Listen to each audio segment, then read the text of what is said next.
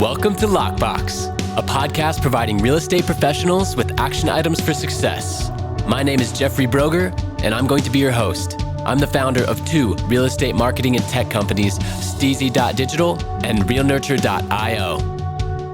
In this podcast, you'll learn from top 1% real estate and mortgage brokers the exact secrets to their success. Welcome to Lockbox. Welcome to Lockbox. My name is Jeffrey Broger, and I'm here today with Matthew Sullivan. Matthew, thank you so much for being with us. Jeffrey, thanks for having me on.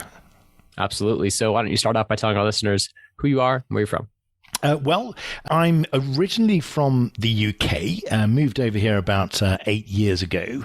And one of the first things I did was get involved in real estate, which is something that I had been planning to do for many, many years, but somehow got distracted in the UK and landed in Southern California. A couple of years ago, moved to just north of Salt Lake City in Utah. So I'm in Utah right now.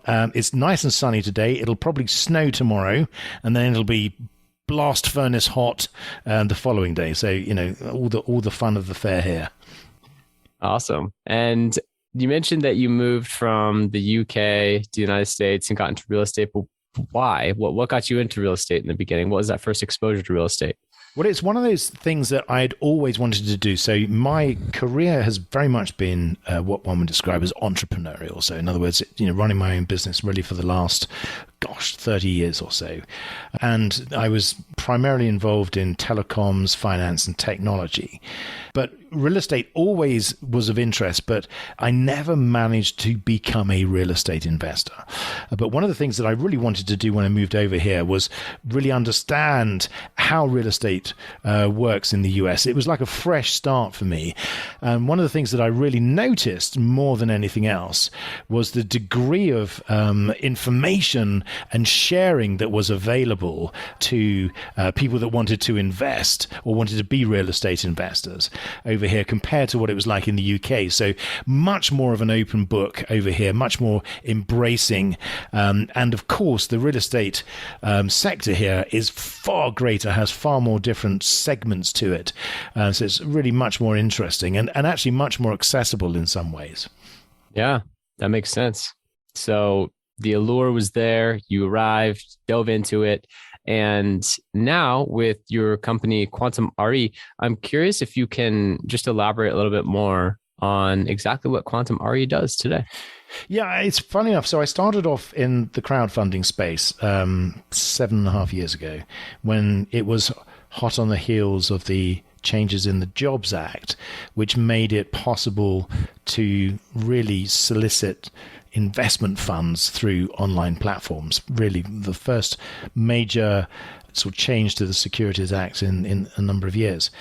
And during that process, one of the asset classes that I came across was this concept of investing in the equity in single family owner-occupied homes. Now, most people, when they invest in real estate, particularly if you're buying into single-family homes, you're going to be buying to rent. So you're buying a property, you'll own the property, and then you'll try and rent it out so that you've got some cash flow coming in to cover your debt servicing costs. But the problem with that is that you have to own the property. And if you own the property, all the responsibility is yours in terms of, the usual toilets, termites, tenants, trash, the usual stuff. Now, the asset class that we work with today at Quantum is very different because what we do is we co-invest with a homeowner and we get paid as investors and not as lenders. So what that means is that if you're a homeowner and you have equity in your home, we'll invest with you. We don't go on title as owners, but we are sort of investors. And the way we get paid is by taking a share of the appreciation or a share of the future value in your property. And that's very different to lending money. And because we're not lenders, we don't really have to worry too much about your debt to income ratio, your income, your debt serviceability capability, your credit score. So we can be much more flexible. It gives homeowners the ability to access large chunks of their home equity without taking on more debt. And most importantly for us and our investors, we get to participate in the potential future equity appreciation of the home without all of those issues associated with ownership. So we don't have to service the debt, we don't have to look after the property, we don't have to collect rent from tenants, and we don't have any of the other costs associated. So we get all of the upside, which is the equity appreciation, with none of the downside cost or involvement of property ownership. Right. Yeah, that makes sense. And it was a very clear way to describe it, that you're not a lender, you're actually an investor and an equity partner in the property. So it seems like a passive investment where you're not benefiting from the cash flow, but you're also not worried about the property maintenance in any way, shape, or form. So you're tied to the appreciation of the property, which, as we've seen in the American real estate realm, that's a safe bet.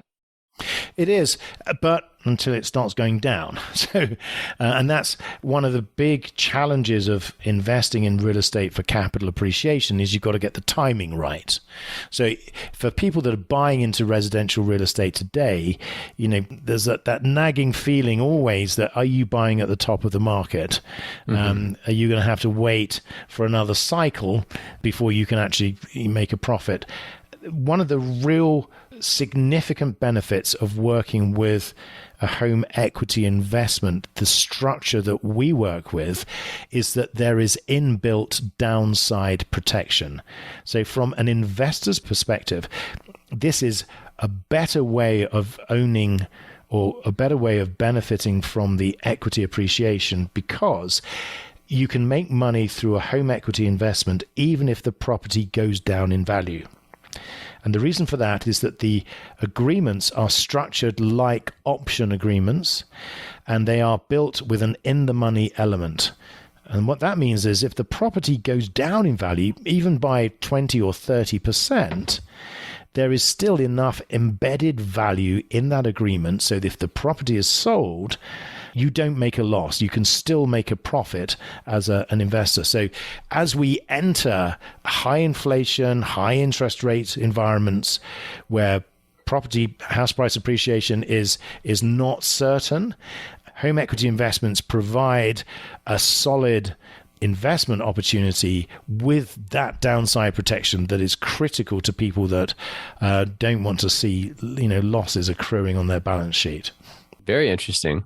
Yeah, because that was my first thought was, well, we're getting into an environment where that appreciation isn't as certain as it has been the last couple of years. So I'm curious how that works if price goes down, but it seems like there's a 20 to 30% buffer there to where you're still, quote unquote, in the money. I can tell you, I'll give you an example. So let's say you've got $1 million property and you want us to invest 10%, which is $100,000.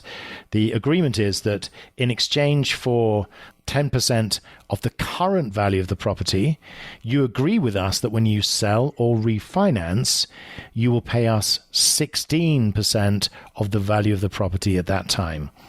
So we're effectively buying 16% of the future value of the property in exchange for 10% of the current value. So we're buying $160,000 worth of value today, and we're paying $100,000 for it. And that is backed by a lien on the real estate. So it's a real estate transaction that is backed by a lien, and it's enforceable. And what that means is, if the property goes down in value from, let's say, $1 million to $800,000, we've still got 16% of $800,000. So that's about it's $128,000.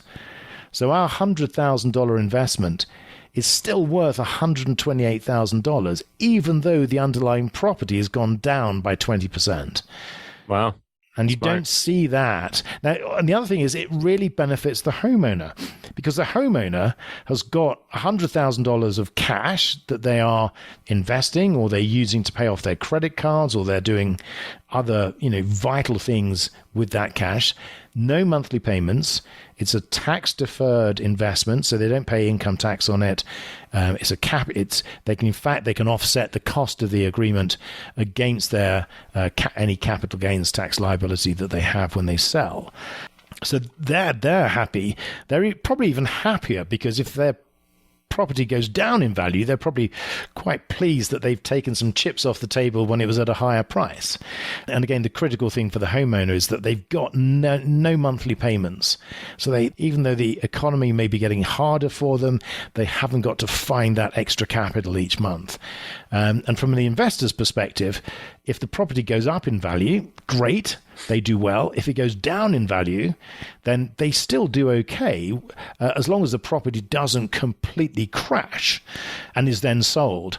And what we found is that because we only work with people that have a minimum of 30% equity in their homes, because these homeowners have so much equity and they have so much skin in the game, as it were, these are the people that are far less likely to sell or to hand their keys back, because we're not over leveraging the homeowners. The homeowners have got lots of equity.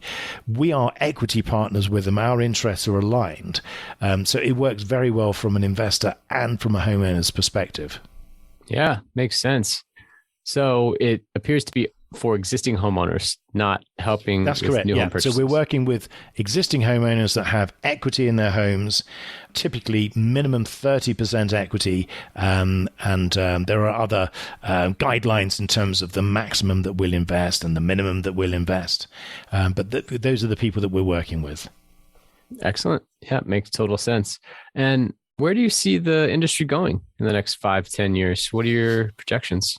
Well, it's been around for 10 years, and the addressable market is enormous. So if you look at the amount of equity in residential homes in the US, it's around $23+ trillion. So that is the amount of equity. Now, if you look at the amount of tappable equity, it's going to be around 15 trillion or so. Now, tappable equity is equity where people are able to access it. In other words, they've actually got sufficient equity in their homes that they're able to access it. So first of all, the addressable market is very large.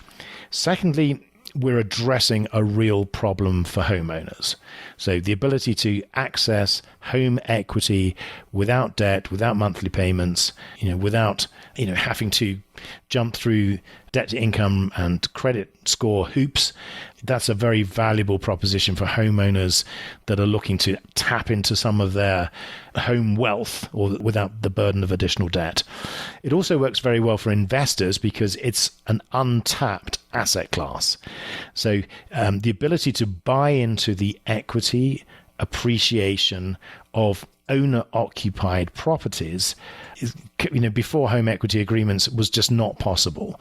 You couldn't co-invest with an owner-occupier. You could maybe buy his mortgage or you could lend him money, but you couldn't co-invest as an investor with the equity. So all of those factors combined, I think, give us a very positive outcome, and we're seeing significant investor interest in this space, both in terms of buying into the companies by way of venture capital, but also investing as the investors in the home equity investments themselves. So we're seeing lots of institutional investment, solves a real problem for homeowners, very attractive proposition for investors, and an enormous addressable market. So I think all those factors combined really just present a very solid case for this asset class in the short and the medium term. I think that's a great summary, and some interesting tailwinds as well with what's going on in the world of real estate. It's interesting to be able to tap into that equity in a new way. And on your website, you mentioned unlocking equity. And I think that's a perfect term for it, because this equity that was previously locked up, you'd have to either get a HELOC or just do something that was more traditional. Now you have the opportunity as a homeowner to do something else with it.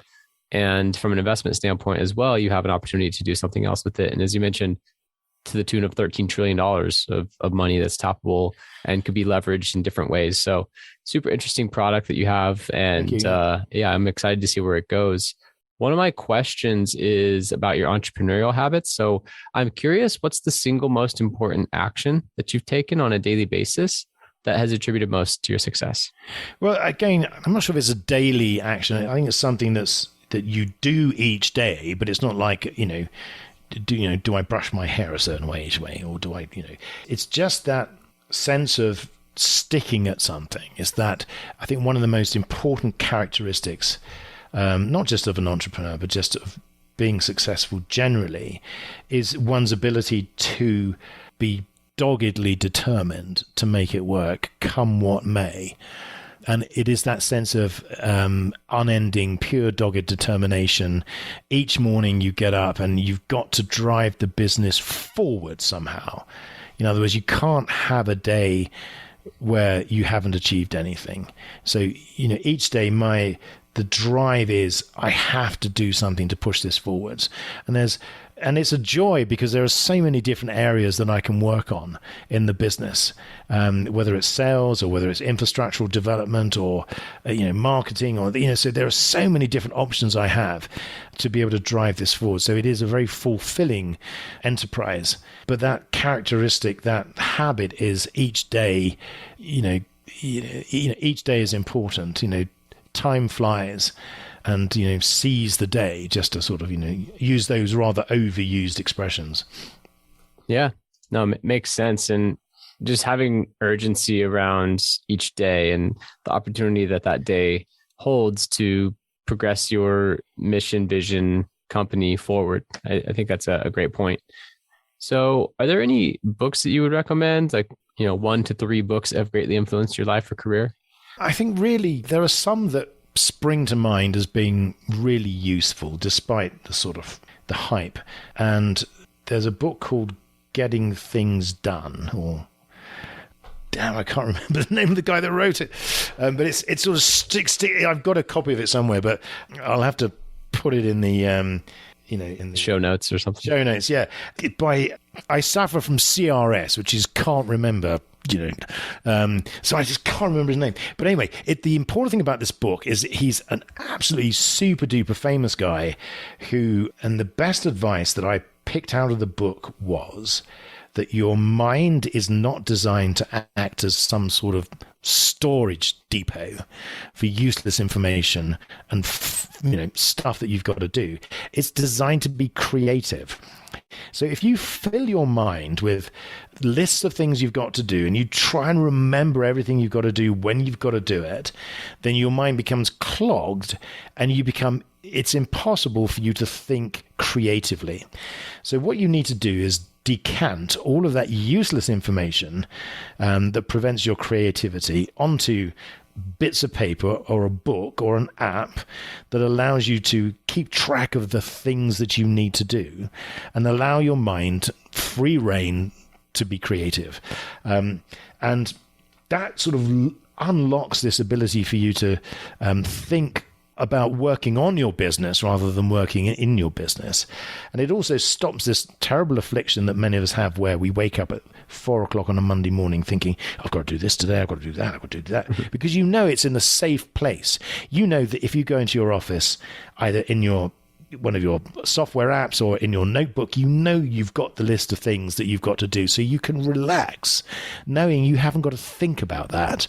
And that allows you to sort of point your mind into things that are far more important about, how can you grow the business? How can you do something different or more exciting that takes your business that extra step forward?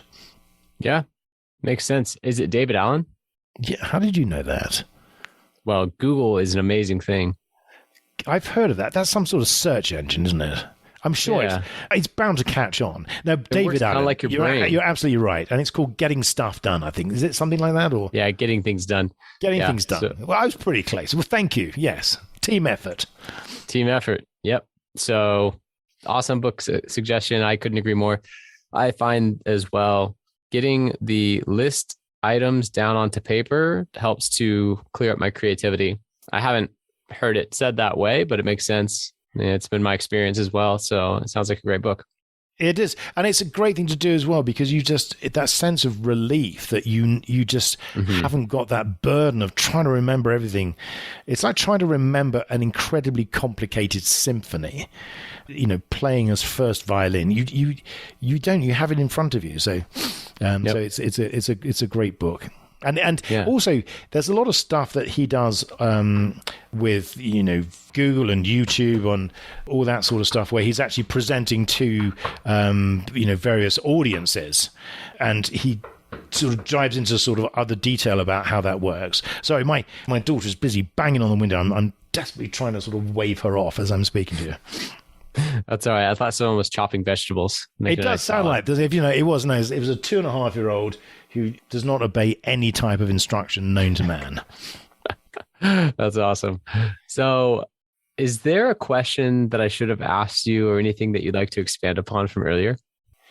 No, I don't think so. But I think, the critical thing with all of this sort of stuff, but both from real estate investing and business, and we can go on for hours, but it is the thing that's really helped me is just structure and, just having defined goals. And I think that helps everybody, whether they're short-term goals or long-term goals, but just knowing what you're driving at, knowing why you're doing it, to sort of avoid this sort of drifting effect or this drifting feeling. And that's relevant for real estate investing. Treat that like a job, because otherwise you'll miss something vital. And the problem is, you've just given me license to ramble on for hours. So, but there's so many different things one sort of learns over the years. But most of it comes just down to focus and just checking to make sure that you're on track. Where do you want to go, and are you getting there? And if you're not, then where are you going, and how do you get back on track? Yep, it's a great point. And something that for me, I do a lot of goal setting, planning. I've even taught goal setting to representatives that have worked with me. But it's so funny how you can get lost in the journey of action and just not check your goals of where you're at. What kind of progress are you making towards them? And so it's pretty funny that you almost have to remind yourself, like, hey, checking on your goals, right? Otherwise, have it right in front of you. You become a busy fool. You become incredibly busy, and you're, oh yeah, God. And it's people that say to me, I spent so much time on this and I've spent so much time on that. You think you're missing the point. It's not about time. You can't justify something being successful because you've spent a lot of time on it. What's the outcome? What happened as a result of your effort? You could spend 5 minutes on something and it could be wildly successful. So one of the irritants is people that say, I don't know why it didn't work because I spent all day on it. And you think those two are incompatible. Right. It didn't work because those don't have correlation for 1,000 different reasons. Nothing to do with the amount of time you did it, you put on it. And so, there are those things. But no, you're right. Goal setting, it is important just to, so you're not fooling yourself. That's the problem. You've got to be quite rigorous with that and not believe too much of your own PR. And for me, it's more so checking back on the goals and holding myself accountable to the goals. I can set them, but it's easy to set them. Are they real goals? Are they fake goals? Yeah. My goal today is to get out of bed. Ta-da! Achieved my daytime. Yeah, exactly. So you're right. You have to set the right goals so you actually, so they mean something. Well, yeah, but so I guess what I mean more is I could set a top line revenue growth of 80% in the next 12 months goal, and then break it down based on month and then week and then day, and then also break it down to the action items, the leading indicators that it will take to then accomplish that goal. That's setting them. That's setting a very specific, measurable, attainable, realistic, and time-based goal. Yes. However, if you do that January 1st and you don't check it until the following January 1st, you're probably not going to hit that goal. Yeah, so I guess right. what I meant more was like the check-in, yes. Hey, looking at the map every week, every month, every day to see how far off you are and how to get back on. That's where I struggle more than the setting part. And it's funny because I think really as an entrepreneur, you think, well, I don't need all that stuff, I don't need a business plan. I don't need goals. I'm just going to do it. I'm just going to, get busy. It'll work out. But funnily enough, the reason I think most people fail is because they don't have that structure. They don't have that pathway or those guidelines to know whether they're actually achieving anything or, so that is, really important. Yep, I agree. Well, how can listeners contact you? Everything's on our website, which is quantumre.com. That's QUANTMRE.com. So we've got contact details. We've got details about the company, and there's a calculator there to find out how much equity you can unlock. There's a details about how to become an investor, because you can also invest in these. So you can unlock equity from a homeowner's perspective. From an investor, very soon you'll be able to buy tokenized fractions of these home equity agreements. So that really is making institutional grade investments available to the smaller investor. There's lots of podcasts and blogs and articles. So, and there's obviously ways of contacting us on the site. So it's quantumre.com. Awesome. Sounds great. Matthew Sullivan, everyone from Quantum RE, unlocking equity for investors and homeowners with a new unique product that it's not really that new. It's been around for like 5 years now, since 2017, but you might be hearing of it for the first time. So check them out. And if you're interested, just reach out to learn more. Thank you so much, Matthew. Appreciate having you on. Jeffrey, thank you. It was my pleasure. Thanks for having me on. Thank you for listening. If you want to accomplish your real estate goals, then I highly suggest downloading my free Ultimate Real Estate Goal Setting Framework. The link is in the description of the show, and it will help you break down your annual income goal into the amount of phone calls, appointments, or open houses you need in order to achieve that goal. Thank you so much, and we'll see you next time.